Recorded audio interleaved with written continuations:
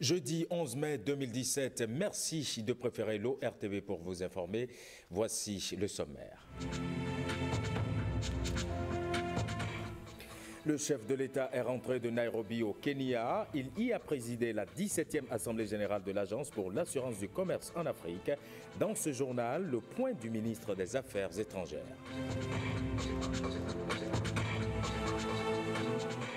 Nous sommes bien sûr le 11 mai et on célèbre les espèces menacées. À l'occasion, les environnementalistes sonnent le tocsin. Ils appellent à l'application effective des textes en vigueur pour protéger les espèces en voie de disparition. À suivre également un reportage sur le permis de conduire. A-t-il encore une réelle valeur pour ses détenteurs? Pourquoi tant d'accidents pour non-maîtrise du code de la route? En voilà pour le sommaire.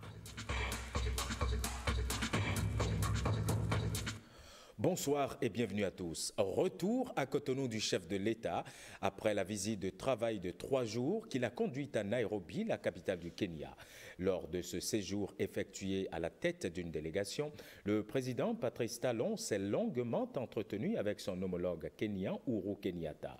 Le chef de l'État béninois a aussi présidé les travaux de la 17e Assemblée générale de l'Agence pour l'assurance du commerce en Afrique. Le ministre des Affaires étrangères et de la coopération revient ici sur l'essentiel à retenir de cette visite de travail. Ce qu'il faut retenir de ce voyage du chef de l'État, c'est que le président de la République, le chef de l'État, le président Patrice Talon, a répondu à une invitation de son collègue, frère et ami, le président Uhuru Kenyatta, président de la République du Kenya, pour une visite de travail. La première journée a été marquée par des entretiens entre les deux chefs d'État. Ils ont passé, bien sûr, en revue la coopération entre nos deux pays, mais surtout, ils ont voulu répondre à un vœu qui est cher au président de la République, rapprocher l'Afrique de l'Ouest et l'Afrique de l'Est. Le chef de l'État a souhaité que nous puissions, dans cette dynamique du nouveau départ, tout en conservant nos amis traditionnels, aller aussi vers les autres pays africains et surtout travailler avec l'Afrique de l'Est où se développent diverses initiatives qui méritent d'être observées et reconnues comme source d'inspiration. Le président a donc été accueilli de manière très solennelle à l'aéroport par la garde d'honneur avant d'aller à la présidence qu'on appelle le State House, où ils ont eu d'abord un long tête-à-tête. Et les entretiens ont été ensuite élargis aux membres des deux délégations. Ainsi, ils ont décidé de mettre en place la grande commission mixte entre le Bénin et le Kenya. Et cette commission se réunira dans les mois qui viennent. Il a été aussi heureux de relever que le président Uhuru Kenyatta a décidé de l'abolition du visa pour les citoyens béninois, une sorte de mesure de réciprocité. On doit considérer cela comme un succès de la diplomatie du président Patrice Talon. Notre décision d'abolir le visa pour tous les Africains commence par avoir des retombées. La ministre des Affaires étrangères du Kenya et moi-même avons été instruits de travailler très rapidement pour que les conditions permettant d'appliquer cette mesure aux citoyens béninois se rendant au Kenya soient prises. L'intérêt d'une telle décision, c'est que cela favorisera la libre circulation des biens et des personnes et donc aidera les milieux d'affaires béninois à pénétrer le marché kenyan. Et dans l'autre sens aussi, on sait déjà que notre espace est ouvert à nos frères africains. Dans l'après-midi, le chef de l'État a souhaité visiter un projet de caractère agricole, mais qui a un fort impact sur le développement, sur l'économie du Kenya. Il s'agit du domaine agricole dit Karen Rose, où sont produites des roses qui sont vendues en Europe. On peut donc, à partir d'un pays africain, produire des roses et avoir une part très importante du marché kenyan. Le chef de l'État a observé, interrogé et a indiqué que dans notre pays, dans la partie septentrionale, dans le département de la Takora, existe un site où le microclimat pourrait permettre de faire une réplique d'une telle initiative. Il a profité pour inviter les experts de cette entreprise à se rendre ici, chez nous, pour que nous puissions examiner la faisabilité et la possibilité de créer la même entreprise au Bénin. Vous savez certainement aussi que l'une des raisons du voyage du président au Kenya est l'invitation qui lui a été adressée en tant que président d'honneur, comme parrain, comme hôte d'honneur de la 17e Assemblée générale de l'Agence pour l'assurance du commerce en Afrique, ACA. Cette 17e Assemblée générale de l'ACA a été marquée par d'abord une table ronde dont le thème était la bancabilité des risques africains. Le chef de l'État, reconnu comme champion de la promotion du secteur privé, mais aussi de l'utilisation du secteur privé pour booster les économies africaines, pour créer la croissance, s'est prononcé et a fait des propositions concrètes aux participants de cette table ronde. Le président a plaidé très fortement pour qu'il y ait un dialogue soutenu entre le gouvernement et le secteur privé en Afrique. Ça a été un plaidoyer en faveur des investissements qui bénéficient de la protection de l'ACA en Afrique. L'Assemblée générale proprement dite de cette agence s'est ouverte ce matin. Elle a été ouverte par le président de la République et il a prononcé une allocution très importante, allocution au cours de laquelle il a encouragé, il a salué l'existence de cette agence. Il a très clairement indiqué qu'il n'était pas nécessaire que les pays de l'Afrique de l'Ouest créent une autre agence, mais que l'agence qui est déjà africaine de par son nom puisse bénéficier de l'adhésion des pays de la CEDEAO. Le Bénin est le premier pays d'Afrique de l'Ouest à avoir adhéré à l'ACA et à s'être acquitté de ses droits de participation. La Côte d'Ivoire aussi a été mentionnée, de même que le Zimbabwe, qui ont rejoint cette institution après nous cette année. Il a, avant de quitter la capitale kenyane, reçu M. Eric Solem, le directeur exécutif de ONU Environnement, qui a rang de secrétaire général adjoint, avec lequel il s'est notamment entretenu d'une question qui le préoccupe au plus haut point, celle de la gestion des plateformes pétrolifères qui ont été abandonnées au large de Sémé. Et il a reçu l'assurance du directeur exécutif de ONU Environnement qui s'est engagé à mobiliser l'expertise nécessaire en concertation avec la Banque mondiale et les pays intéressés pour pouvoir très rapidement envoyer une mission, évaluer les risques, mais aussi évaluer la possibilité d'une rentabilisation des installations qui se trouvent au large de Sémé. Le Fonds national de garantie et d'assistance aux petites et moyennes entreprises et industries, FONAGA, a réuni son conseil d'administration ce jeudi 11 mai 2017, occasion propice pour faire le point de l'exercice 2016-2017 avec une rencontre de tous les grands acteurs représentés dans ce fonds de partenariat public-privé. Bruno Rotepo et Patrick Jossou étaient à cette première rencontre statutaire annuelle. Voici le reportage. Bilan d'exécution des recommandations du conseil d'administration du FONAGA en sa session du 30 novembre 2016. C'est l'un des points inscrits à l'ordre du jour de la première réunion annuelle des administrateurs, des conseillers issus tant du secteur public que du secteur privé. Par des questions d'éclaircissement, éprouver les comptes certifiés par le commissaire aux comptes avant de les approuver. Tel est le but de ce premier conseil d'administration CA, cumulé à une AG, Assemblée générale du FONAGA, ce fonds de garantie qui a actuellement le vent en poupe. Les perspectives du FONAGA, nous avons des contacts qui permettent de conforter la capacité d'intervention du fonds. Nous avons des perspectives également avec certains partenaires pour travailler dans la filière eau et assainissement. Nous avons des contacts avec les départements chargés de la culture pour accompagner les promoteurs d'entreprises culturelles. Nous avons également le soutien de l'État. Nous attendons le déblocage d'une partie du soutien de l'État bientôt. C'est le vent du renouveau démocratique qui fit naître le FONAGA. En 1990, à la Conférence nationale des forces vives de la nation, c'est là-bas que ça a été décidé de créer ce fonds qui devrait permettre l'accès des petites et moyennes entreprises au financement bancaire. Financement bancaire, c'est des crédits à court, moyen et long terme, mais également à la commande publique. Le CEPEP, Centre de promotion et d'encadrement des PME-PMI, est le bras opérationnel qui aide le FONAGA à résister aux coups de vent pour être l'unique expérience de Fonds national de garantie et même d'assistance ayant survécu dans la sous-région durant 27 ans d'intervention, exclusivement dans le domaine de l'appui aux PME-PMI, petites et moyennes entreprises, petites et moyennes industries.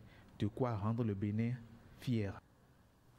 Parlons à présent d'abus sexuels. Les abus sexuels dont sont victimes les filles en milieu scolaire sont dans le viseur des autorités en charge de l'éducation. Des récents cas d'abus enregistrés à l'école primaire publique de Bassila ont attiré l'attention du ministère des Enseignements maternels et primaires qui entend désormais corser la répression contre les prévenus. Je vous propose ici de suivre la réaction du conseil technique du ministre des Enseignements maternels et primaires, Léon Josset. Il est au micro de Emilienne Fayomi. Le premier niveau, ce sont les sanctions administratives. Donc l'administration est déjà saisie et prendra les sanctions administratives qui s'imposent. En dehors de la sanction administrative, il y a les poursuites pénales et au plan judiciaire. Je pense que le procureur de la République sera déjà saisi du dossier pour engager les poursuites éventuelles. Il sera déjà saisi. Je pense que ça, c'est des actes, des crimes impardonnables. Comment comprendre qu'un enseignant, un éducateur, qui est appelé à servir de modèle, puisse encore être prédateur de ses propres apprenants. Donc à partir de là, dans les prochains jours, je vous rassure, le procureur sera déjà saisi et engagera les poursuites éventuelles contre ce directeur d'école indélicat. Les sanctions, c'est d'abord on relève le directeur et conformément aux lois régissant les APE, il y a des rétrogradations d'échelons, des abaissements, des mises à l'écart et des sanctions de premier degré et de deuxième degré, conformément aux lois qui régissent les fonctionnaires de l'État. Ce 11 mai, on célèbre la journée mondiale des espèces menacées. Au Bénin, comme dans plusieurs autres pays du monde, l'état des lieux n'est pas du tout reluisant. Les environnementalistes sont révoltés et ils appellent à la mise en œuvre des lois votées. Reportage Edmond Rungbo et Jean-Claude James. Même dans les réserves protégées comme le parc national de la Pendjari ou le parc W, ces animaux ne sont pas à l'abri des menaces, qu'elles soient naturelles ou venant de l'homme. C'est des facteurs qu'on appelle des facteurs anthropiques dus à l'homme. Pour la plupart du temps, et dans le contexte béninois, c'est que le comportement de chaque Béninois est une menace pour les animaux. Quand un serpent, vous retrouvez un serpent quelque part, il est en train de fuir toujours l'homme. Mais le comportement que le citoyen a, c'est quand il voit un animal, il prend le bâton, il cherche à tuer. Nous avons des poissons, on avait beaucoup de variétés de poissons, mais ces poissons se sont retrouvés menacés à cause de l'homme. Aujourd'hui, qu'il n'y en a pas beaucoup, l'homme améliore les techniques de pêche, va utiliser des filets à maille réduite, même des moustiquaires pour attraper les poissons. Et finalement, sur nos plans d'eau, il n'y a plus de poissons. Et qu'est-ce qu'on fait? On s'abonne à l'importation des poissons. Ça, c'est la première menace, c'est l'homme. Mais il y a des menaces qui sont naturelles. Conséquence de ces menaces, la disparition des espèces. 20 000 espèces de plantes et animaux sont en danger de disparition imminente chaque année, selon l'Union internationale pour la conservation de la nature. Une espèce sur 4 de mammifères, une espèce sur 8 d'oiseaux, une espèce sur 3 de grenouilles disparaissent chaque année. Et c'est dangereux. Au Bénin, vous savez qu'il y a une menace très forte sur les éléphants de nos parcs. Et si on y prend garde, on va retourner à une situation de non-retour. Dans Genèse, Dieu a créé toutes les espèces de la terre et a responsabilisé l'homme pour dire « Je te donne tout ceci pour que tu t'en serves, mais aussi pour que tu les protèges. » Mais vraiment, ce n'est pas possible. Chaque espèce animale créée par Dieu a une place, a un rôle à jouer. Et si nous détruisons tout, nous constituons, c'est une grave menace. Si nous détruisons tout, c'est nous qui perdons. Pour ces amoureux et défenseurs de l'environnement, il faut passer à l'application des tests. Autrement, aucun développement n'est possible. La convention citée, c'est la convention internationale sur le commerce des espèces de la faune et de la flore.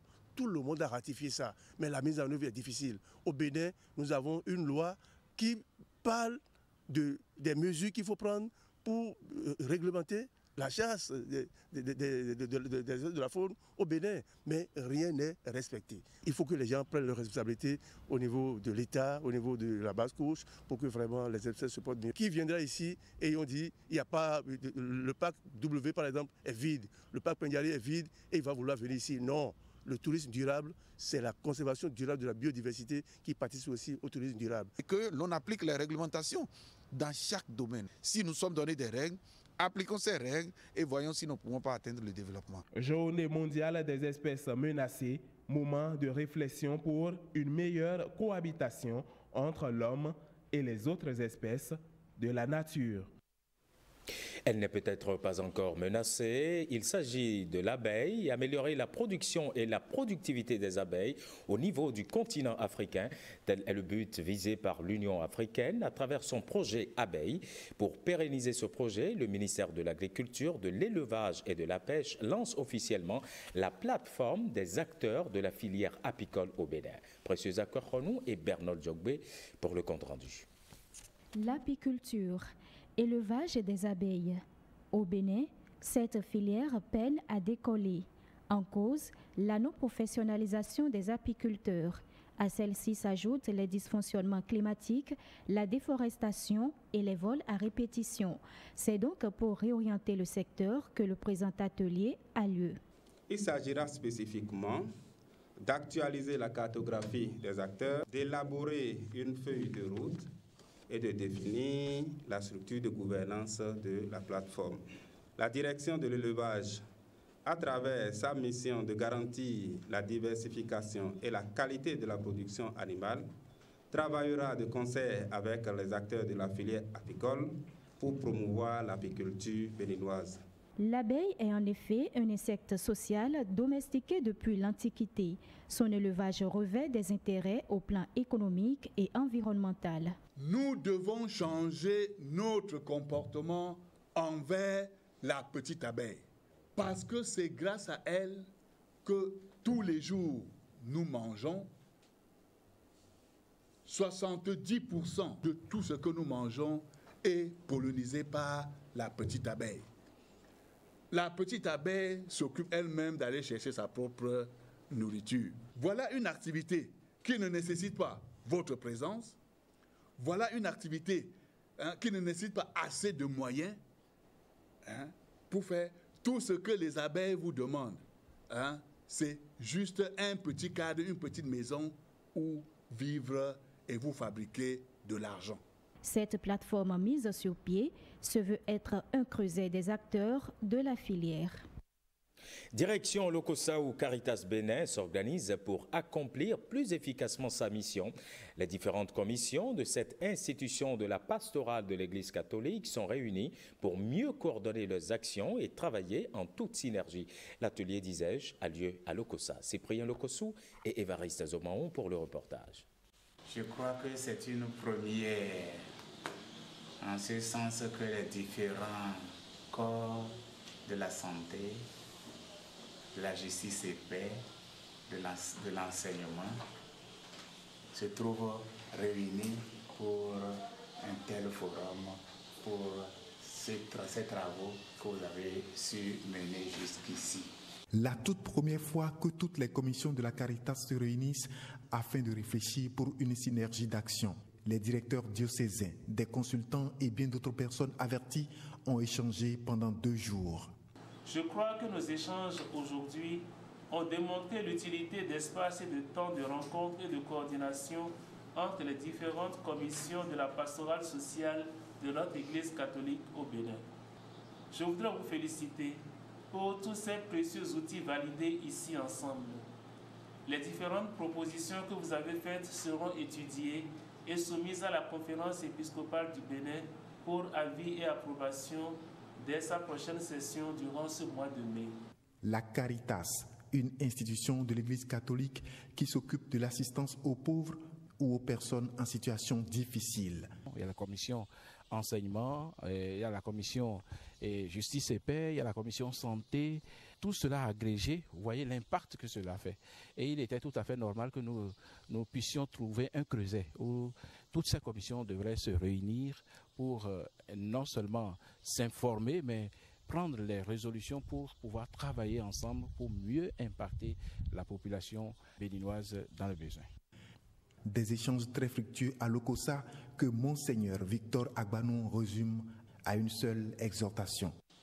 Que la charité soit la pierre angulaire de nos différents engagements dans l'Église.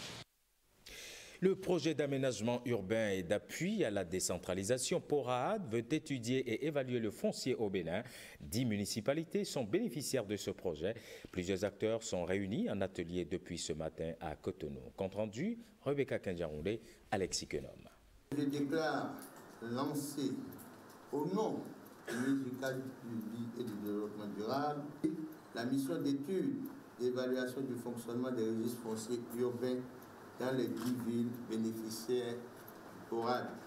La mission d'étude d'évaluation du fonctionnement des registres fonciers urbains dans les communes vient ainsi d'être lancée. Conduite par le projet d'aménagement urbain et d'appui à la décentralisation PORAD, elle vise à appuyer les municipalités du Bénin à travers le système d'information du registre foncier. Toutes les municipalités bénéficiaires de l'intervention du projet d'aménagement urbain et d'appui à la décentralisation disposent d'un régime foncier urbain mis en place depuis quelques années, dont les plus récents datent de 2010 et de 2011. Le registre foncier urbain RFU est un système d'information foncière qui est élaboré au Bénin depuis 1989. Il contribue à l'amélioration des capacités de gestion urbaine des municipalités via une application fiscale favorisant l'augmentation des revenus locaux. Le registre foncier urbain constitue donc un outil technique capital de mobilisation de ressources dont les collectivités territoriales ont besoin pour satisfaire les nombreuses attentes de nos populations. Il contribue à un meilleur repérage en milieu urbain, à la sécurisation foncière ainsi qu'au financement de l'urbanisation. Le registre foncier urbain RFU est aujourd'hui perçu et reconnu au Bénin et dans d'autres pays africains comme un outil technique performant. Vous le savez certainement, il faut désormais passer un test de validation avant de voir son diplôme reconnu par l'État. Ainsi en a décidé le gouvernement et ceci en remplacement de la co-signature jusque-là en vigueur. C'est une mesure transitoire, mais qui est objet de contestation par certains promoteurs d'universités privées. Alors, que comprendre de cette réforme et qu'est-ce qui peut expliquer la position de certains promoteurs d'établissements d'enseignement supérieur? William Aguiar et Dean Bouraïman ont mené l'enquête. Suivez. Elles sont 169, ces universités privées au Bénin.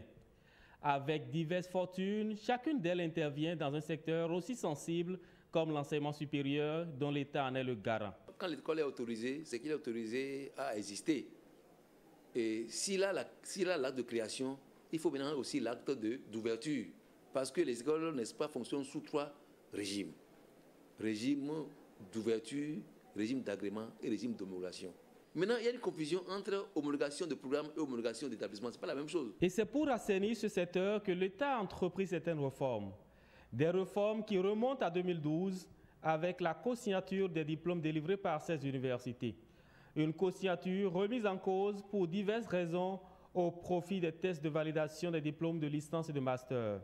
Et là réside la grogne de certains promoteurs d'universités privées. Dans les réformes qui sont engagées au niveau de l'enseignement supérieur, le point focal est d'organiser un examen national de licence et de master. Il se fait malheureusement qu'on dise que vraiment cet examen est organisé seulement pour les étudiants de l'enseignement privé. L'enseignement supérieur est unique, mais exécuté par 2 branches. Il y a le sous-secteur privé et le sous-secteur public. Et on ne peut pas comprendre que, in fine, qu'on soumette ceux qui ont fait le secteur privé à un examen de licence ou de master pour leur délivrer des diplômes à valeur administrative qui n'auront aucun effet dans le cadre de la mobilité des étudiants. Ça veut dire quoi? Ça veut dire que si on fait ces diplômes-là et qu'on donne ces diplômes à ces étudiants-là, ils ne peuvent pas sortir du Bénin pour aller s'inscrire dans d'autres universités. Des arguments rejetés par d'autres promoteurs d'universités qui trouvent à travers ces réformes le salut du secteur privé de l'enseignement supérieur. S'il faut assainir, il faut supprimer ce qui se fait de mauvais, les faux diplômes. et la nature de la formation. Pour faire cela, nous avons deux choses à faire valoir. L'échelle de valeur qui permettra de classer les établissements privés entre eux à l'issue d'un examen. Et deuxièmement, le sérieux que chacun met dans sa formation pour pouvoir suivre un certain label de qualité. Ce que nous faisons n'a changé en rien le principe du LMD. Et celui qui a ces 6 semestres et qui doit aller à l'étranger présentera les 6 semestres qui sont faits selon les UE du CAMES s'ils le veulent, ou de leur agrément béninois s'ils le veulent. Personne ne touche à ça. Je fais partie personnellement de ceux-là qui étaient contre cette co-signature. Heureusement, la nouvelle équipe dirigeante du pays a compris qu'on ne pouvait pas continuer à aller dans ce sens. Parce que, attention, l'éducation est le secteur le plus sérieux qui assure le développement d'un pays. On peut tout détruire sauf le secteur de l'éducation. Si jamais nous permettons que n'importe qui vienne s'investir dans le secteur pour faire ce qu'il veut, ça serait désastreux pour notre pays parce que, imaginez, depuis que cette histoire de co-signature existe, mais les gens que nous formons, à qui nous donnons des diplômes co-signés, qui en réalité ne viennent même pas au cours, il y a des cas qui ont été dénoncés au ministère et que le ministère nous a fait part de certaines situations, n'est-ce pas? Ces gens-là seront les cadres positionnés à tel poste. Comment pourront-ils gérer ce qu'on leur a confié convenablement en fonction de leur spécialité? Je ne pense pas qu'on puisse gérer un pays dans l'à peu près. 3 organisations fêtières sur les 4 que compte ce secteur, ainsi que d'autres promoteurs non inscrits adhèrent à cette réforme. La seule, celle présidée par Marcelin Zanou, s'y oppose. Les étudiants, eux, au milieu de cette incompréhension, attendent le bout du tunnel. Mais ils sont rassurés. Ce n'est pas un examen comme les autres examens. C'est un test de validation des diplômes. C'est-à-dire qu'on a changé de forme de validation des diplômes, tout simplement. L'organisation des examens nationaux de licence et de master pour les étudiants des établissements privés est donc irréversible. Une mesure transitoire pour remettre le secteur de l'enseignement supérieur dans les normes. Venons-en à ce sujet sur le permis de conduire. Vous en avez besoin pour conduire votre voiture ou votre moto. Mais est-il toujours important pour ces détenteurs? Le permis de conduire continue-t-il d'avoir une valeur au vu des conditions de délivrance et des cas d'accident enregistrés pour non-maîtrise du code de la route? Visiblement, les autorités en charge des transports terrestres semblent avoir pris de nouvelles dispositions. Reportage.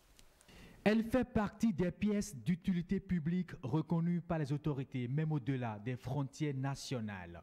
Elle est délivrée après un examen écrit et pratique, c'est le permis de conduire. Hier, c'était une pièce d'une valeur inestimable compte tenu des responsabilités qu'elle incarne. Aujourd'hui, elle a perdu de sa valeur à cause des conditions de délivrance. Vous pouvez rester à la maison hier et avoir le permis de conduire, mais aujourd'hui, ce n'est plus possible. Hier, même si vous assimilez 2 ou 3 jours de cours, vous pouvez passer la première phase, autrement dit la phase de code, mais aujourd'hui, ce n'est plus possible. Accroître la quote-part du permis béninois, plusieurs réformes ont été engagées par les responsables de l'Agence nationale des transports terrestres. Des réformes qui visent surtout à responsabiliser les détenteurs de cette pièce. Les cas d'accident pour non-respect du code de la route sont légion. Vous ne pouvez plus aller au permis sans apprendre, sans étudier. Le permis, comme les gens le disaient, il faut faire affaire pour avoir le permis. Non, il n'y a plus. Mais avant, on le faisait? Ah oui, bon, on peut pas le nier. On ne peut pas le nier, tout de go. Il y a des gens qui l'obtenaient cela. Bon, maintenant, il faut mériter le permis. Et c'est ce qui devait être normalement. Quand on parle de permis de conduire en République du Bénin, c'est un diplôme particulier. C'est une question de vie. Et non seulement la vie de l'impétrant, mais également la vie de ceux-là que l'impétrant-là est habilité à conduire. Révaloriser le permis de conduire, régler les problèmes de sécurité routière. L'agence envisage tuer le mal à la racine, mettre de l'ordre dans l'ouverture des auto-écoles. Il y a des auto-écoles aujourd'hui qui ne forment même plus de façon formelle, là, ils ne forment plus. Ils sont là tout simplement pour drainer les candidats des auto-écoles clandestines.